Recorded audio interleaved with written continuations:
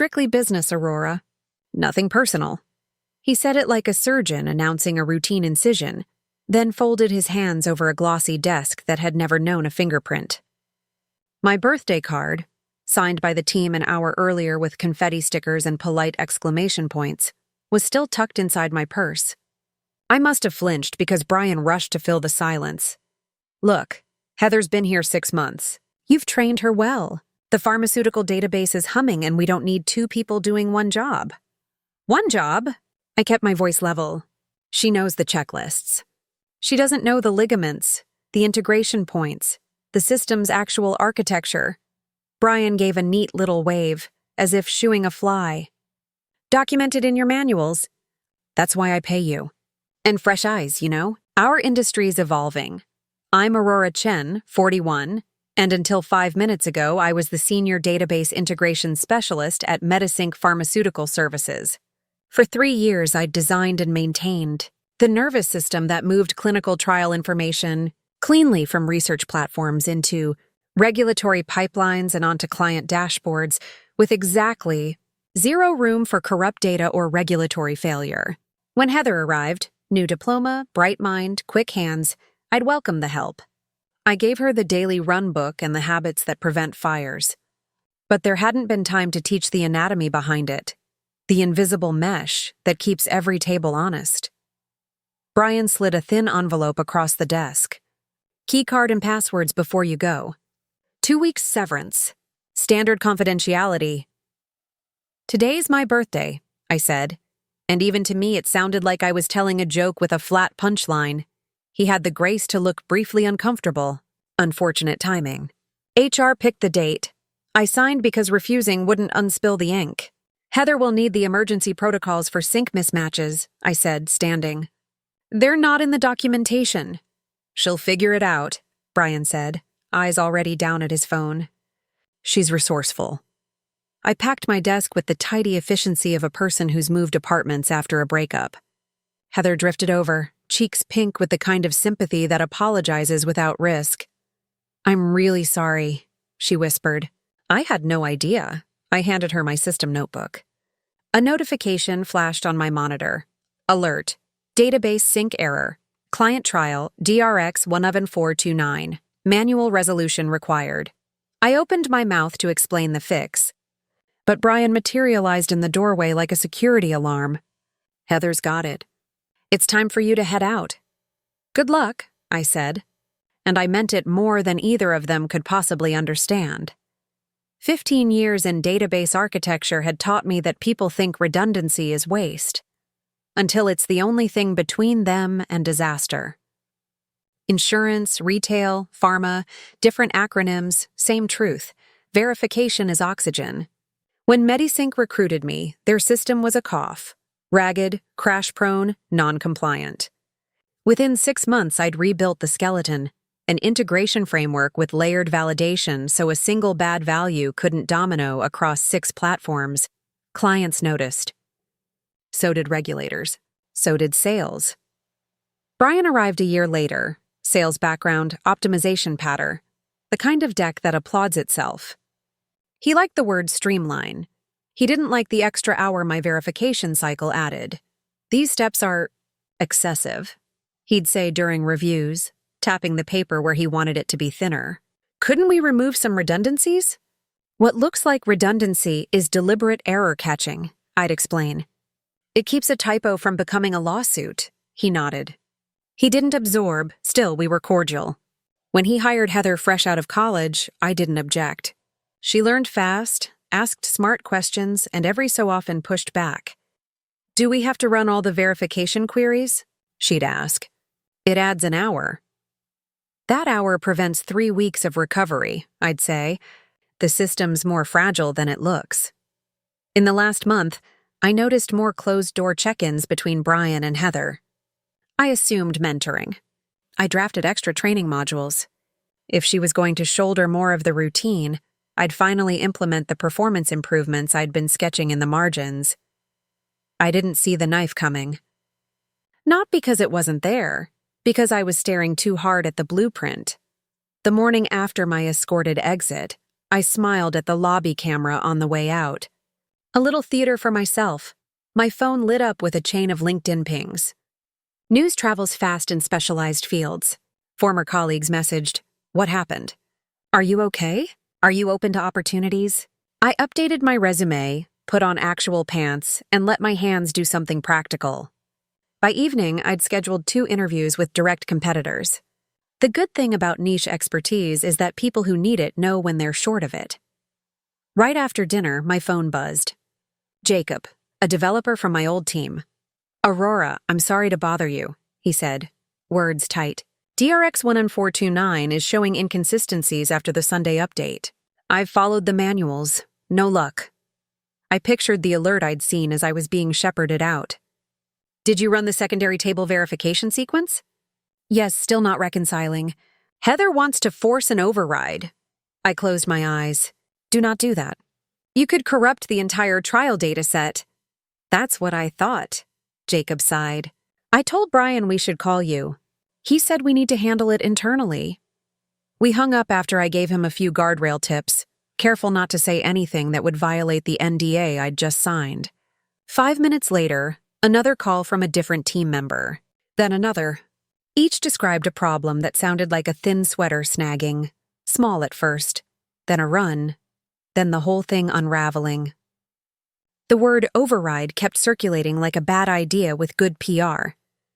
When Brian's number lit my phone just before midnight, I let it ring itself to sleep.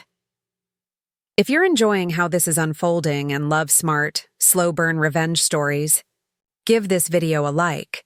It really helps the channel reach more people who need a satisfying twist. Tuesday morning, my first interview, Pharma Direct, felt like rinsing my brain in clean air. Their hiring manager scanned my portfolio, then set it down. "Why did you leave Medisync?" "Restructuring," I said, steady. "They consolidated the database team." "Curious," he said. "We've already heard they're having major system issues." "Corrupted trial data." "I wouldn't know," I said. "I'm not there anymore."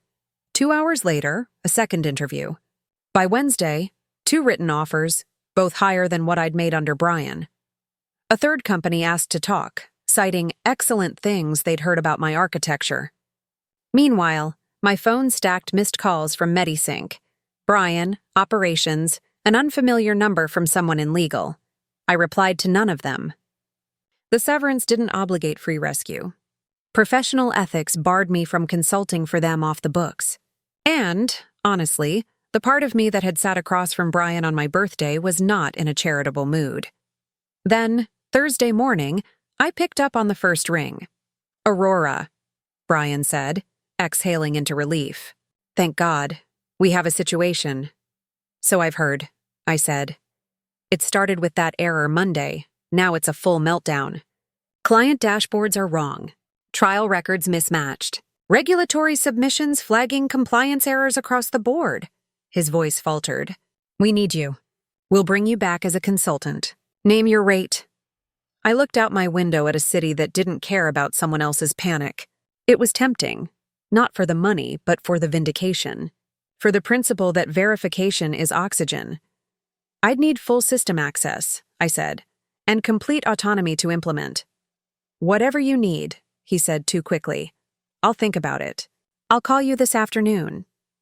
I hung up and called Jacob. Off the record, he confirmed what I already knew in my bones. Heather had forced fixes that ignored the interlocks. The patched parts were tearing the fabric. A major client was threatening to pull their contract.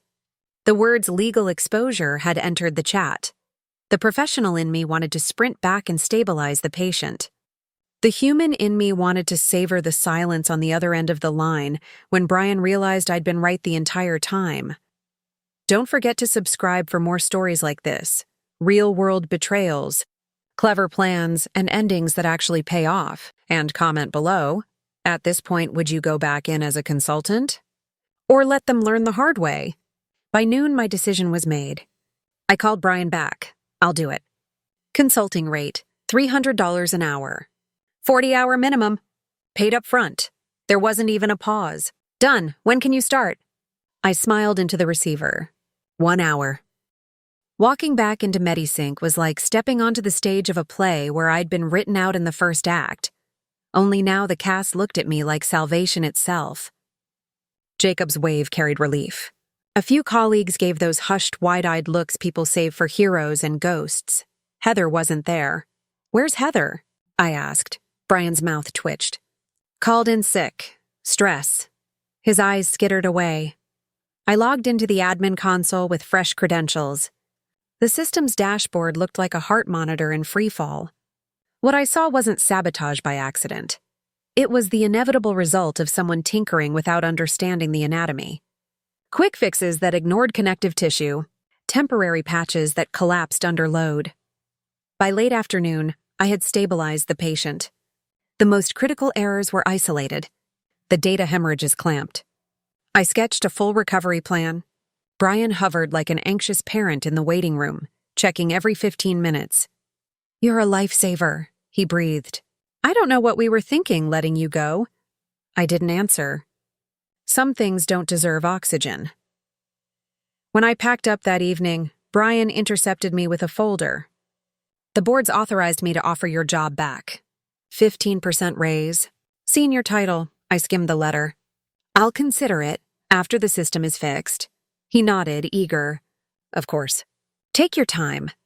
But as I slid the folder back, my eyes flicked to his laptop screen. An open email preview from the CEO, subject line, "Transition Plan." The body text, "Get everything documented properly this time before we make any changes." A chill slid over me. They didn't want me back for good. They wanted my brain on paper, so Heather or whoever came next could run my system at a discount. The next morning, I returned early. The system was stabilizing under my corrections. 2 more days and it would be clean. The CEO, Victoria Winters, dropped by mid-morning. Perfectly polished, voice warm like stage lighting. "Aurora, we're so grateful you came back," she said. "Brian speaks very highly of your expertise," I typed without pausing. "The system should be stable by Monday." "Wonderful. And Brian tells me you're considering a permanent return." "He mentioned it," I said flatly. Her smile tightened, then she drifted off. At lunch, my phone buzzed. "Unknown number. Aurora, it's Heather. Can we talk?" "It's important." Curiosity tugged me across the street to a coffee shop. Heather was already there, pale, fidgeting, voice low. "The failure," she whispered. "It wasn't exactly an accident." I froze. "Explain." "Brian asked me to implement optimizations. He said you'd approved the concept but hadn't had time to do it." I believed him. Her hands shook as she pulled up her phone. "When things went wrong, I told him we needed to call you. He refused. Said it would prove your complicated methods were unnecessary. Then he told me to push through fixes on my own." The text she showed me confirmed everything. Brian ordering her to force changes, her protesting, his dismissals. "Now HR says I violated procedure," she whispered, eyes wet. "They're setting me up as the scapegoat." I leaned back, pulse steady but hot. It clicked together with sickening precision. Brian had deliberately sabotaged my architecture. He wanted to prove his streamlined methods superior. Heather was the disposable pawn, and I was the emergency lever, the fixer they'd discard again once the fire was out. "Forward me those texts," I said quietly, "and anything else you have." As Heather complied, a new thought bloomed. I could walk away with my consulting fee and shiny job offers, or I could use this chance to burn Brian's careful little scheme to the ground. For the first time since my birthday firing, I felt something close to control. Back at my Medisync workstation, my fingers flew for a different purpose. The system's compliance server stored immutable logs, every authorized change, every override, stamped with dates and IDs for regulatory auditing. Brian had forgotten one thing. The system doesn't lie. I found the proof. His override, his backdating, his fingerprints all over the optimizations, screenshots, secure copies, encrypted email to myself. Redundancy, my old friend, keeping the evidence safe in 3 places. That afternoon, a notification popped up on his calendar. Discuss AC transition plan with VW, 4:30 p.m. I stayed at my desk, fixing what they broke, while they met to decide how soon to discard me again. Passing their conference room later, I heard raised voices. Brian. She's fixing everything. Can't we at least wait until Monday? Victoria, cool, measured. The decision is made. Once she documents the recovery, we thank her and transition to the simplified system. Heather was just a trial run. We'll find someone cheaper. I walked away before they noticed, calm, focused, because now I had exactly what I needed, the truth, in their own words and their own data, and I had the weekend to decide how to use it. Sunday night, my phone buzzed. A text from Brian, system looking stable. Just need final documentation tomorrow to close out your consulting engagement. CEO wants to meet at 9 a.m. I replied simply, I'll be there. What Brian didn't know was that I'd spent the weekend with a labor attorney and an FDA compliance officer. Their verdict was clear. Tampering with pharmaceutical trial data wasn't just sloppy management, it was a federal violation. And I had the logs to prove it. I also had something else. A signed job offer from PharmaDirect, one of MediSync's biggest competitors. They'd agreed to a special condition, one that would make tomorrow very, very interesting. At 9 a.m. sharp, I walked into the glass conference room with a slim portfolio tucked under my arm. Inside were 2 documents, my consulting invoice, and something Brian and Victoria would never see coming. Victoria smiled her polished smile. Aurora, thank you again. This is Patricia from HR and Jonathan from Legal. They'll help formalize the end of your contract. I returned her smile, equally pleasant. Perfect. I've brought some documentation of my own. Before anyone could speak, the door opened again. In walked Jacob, then Heather, and behind them 2 men in dark suits. They weren't MediSync employees. Victoria's face drained of color. What is this? I laid my portfolio on the table. These gentlemen are from the FDA's Office of Regulatory Compliance. They're very interested in what's been happening here. One agent spoke up, calm but firm. Deliberate tampering with pharmaceutical trial data falls directly under our jurisdiction. Ms. Chen has provided us with substantial evidence. I slid the logs and screenshots across the table, each page a nail in Brian's professional coffin. The unauthorized overrides, the backdated approvals, the chain of text showing his instructions to Heather. This constitutes my final documentation, I said evenly. Exactly as requested, Brian's voice cracked. This is an internal matter. The agent cut him off. Not when it threatens the integrity of clinical trials. Victoria's mask slipped. You can't do this. Those clients are under contract. I leaned forward, my tone surgical. Contracts with performance guarantees about data integrity. Guarantees you've already breached. My attorney has reviewed the clauses. And then the final twist. I've also accepted a position with PharmaDirect. Starting tomorrow, my first assignment will be transitioning any MediSync clients who wish to move their data to a more reliable platform. The silence that followed was heavy, like a church after the last hymn. I stood, gathered my things, and nodded to Heather and Jacob. They'll answer any further questions. And then I left, calm and intact, while MediSync's walls began to collapse inward. 6 months later, I sat in a corner office, mine this time, at PharmaDirect. On my desk, a glowing quarterly report. Our client base had grown by 30%, thanks to MediSync's implosion. Jacob and Heather sat in the bullpen outside, thriving on a team that valued integrity over shortcuts. An industry newsletter lay open beside me. A tiny headline noted MediSync's acquisition by a larger competitor after regulatory difficulties and client attrition. Brian and Victoria? Both gone, both under investigation. My phone buzzed with a reminder. Dinner with the team tonight. 1 year since we started this chapter together. Heather appeared at my door smiling. Don't forget, we're celebrating. I wouldn't miss it, I said. I glanced at my monitor one last time. The diagnostic system I'd designed here reported every client database fully verified, every safeguard in place. No backdoors, no shortcuts. Some people would call what happened revenge, but I knew better. It was accountability. A lesson carved in stone. When you treat people as replaceable, when you value streamlining over integrity, you don't just lose good talent. You lose everything. If you enjoyed this story of betrayal, downfall, and poetic justice, don't forget to subscribe for more. Give this video a like if Aurora's victory felt satisfying, and tell me in the comments, do you think Brian got what he deserved, or should Aurora have gone even further?